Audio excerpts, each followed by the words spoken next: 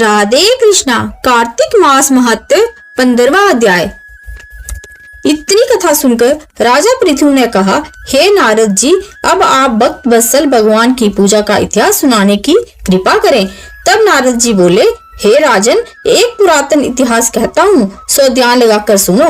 पहले कांतिपुर में चोल नाम का एक राजा राज्य करता था। उसके राज्य में समस्त प्रजा सुखी थी, कोई भी दरिद्र, पीड़ित या दुखी नहीं था। राजा के नाम पर उस देश का नाम ही चोल देश रखा गया। एक बार वह राजा मूल्यवान मणि मुक्ताओं द्वारा भगवान की पूजा करके वही मंदिर में बैठ गया। उसी समय उक्त नगर के विष्णु शर्मा नामक एक ब्राह्मण ने आकर अनेक तुलसी दल तथा जल से भगवान की पूजा की। उसके तुलसी पत्रों से राजा की पूजा के मणि मुक्ता आदि ढक गए। ये देख राजा ने क्रोधित होकर ब्राह्मण से कहा, हे विष्णु शर्मा, तुमको पूजा का कुछ भी ध्यान नहीं है। मणि मुक्तों से की गई मेरी पूजा की शोभा को तुमने तुलसी दलों से ढककर समाप्त कर दिया है। ये सुन विष्णु शर्मा कहने लगा, हे राजन, अभिमान के वशीभूत होने के कारण तुम भगवान शिव की पूजा को नहीं जानते। ब्राह्मण के ये वचन सुन राजा ने कहा, हे ब्राह्मण, तुम दरिद्री हो, इस कारण भगवान की पूजा क्या जानो?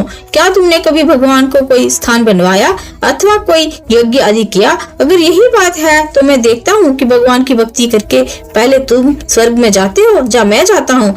इतना कहकर राजा ने घुंगल ऋषि को आचार्य बनाकर बड़े बड़े यज्ञ आरंभ कर दिए। साथ ही ब्राह्मणों को बहुत सा द्रव्य दान देने लगा। परंतु विष्णु शर्मा सर्वदा की भांति माघ तथा कार्तिक मास के व्रत, तुलसी वन का रोपण, एकादशी का व्रत तथा ओम नमो भगवते वासुदेवाय मंत्र का जाप करते हुए भगवान की पूजा अर्चना करता रहा।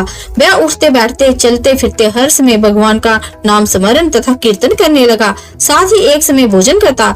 एक दिन विष्णु शर्मा ने यूं ही रसोई तैयार करके रखी, कोई पाक उठाकर ले गया। इसके बाद उसने सायंकाल का व्रत भंग होने के भय से पुनः रसोई नहीं बनाई और भगवान का भजन करता हुआ भूखा ही सो गया। दूसरे दिन फिर रसोई बनाई और यूं ही भगवान को भोग लगाने लगा।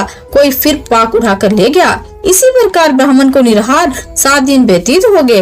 विष्णु शर्मा भूख के मारे व्याकुल हो गया, परंतु सत्संग का समय भंग ना हो जाए, इस वजह से उसने दूसरी बार रसोई तैयार नहीं की। वह यही सोचता रहता कि न जाने कौन हमारा पाक उठाकर ले जाता है। भक्तों के इस आश्रम को छोड़ना भी उसने उचित नहीं समझा। तदंतर उसने निश्चय किया कि आज मैं पूरी तरह ध्यान रखूंगा और देखूंगा कि पाक को उठाकर कौन ले जाता है। इसके बाद उसने पाक तैयार किया और एक स्थान में छिपकर बैठ गया।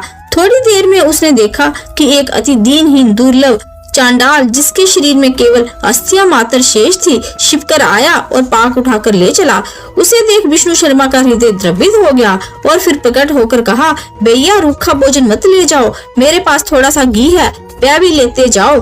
ब्राह्मण के ये वचन सुनकर भयभीत हुआ वह चांडाल भागता हुआ ठोकर खाकर गिर गया। तभी विष्णु शर्मा भी उसके समीप पहुँच गया और एक बस्तर से उस पर हवा करने लगा।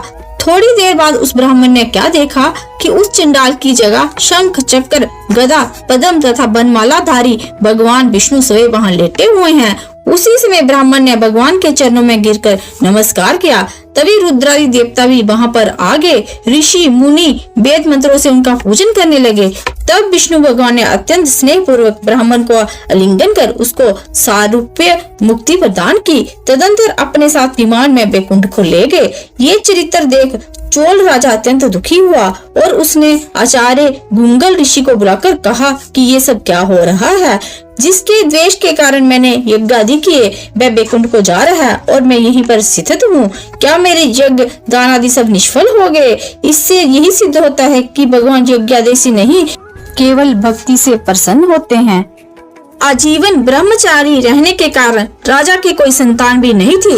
अतएव अपना संपूर्ण राजपाट, धन संपत्ति अपने भांजे को सौंपकर भगवान मुझे शिथिर भक्ति प्रदान करे, ऐसा कहते हुए यज्ञ कुंड में कूद गया। ये दृश्य देख घुंगल ऋषि ने क्रोध में आकर अपनी शिखा उखाड़ ली। तब से अभी तक चोल देश में भांजा ही मामा का उत्तराधिकारी होता है और घुंगल गोत्र के ब्राह्मण आज भी शिखा नहीं रखते।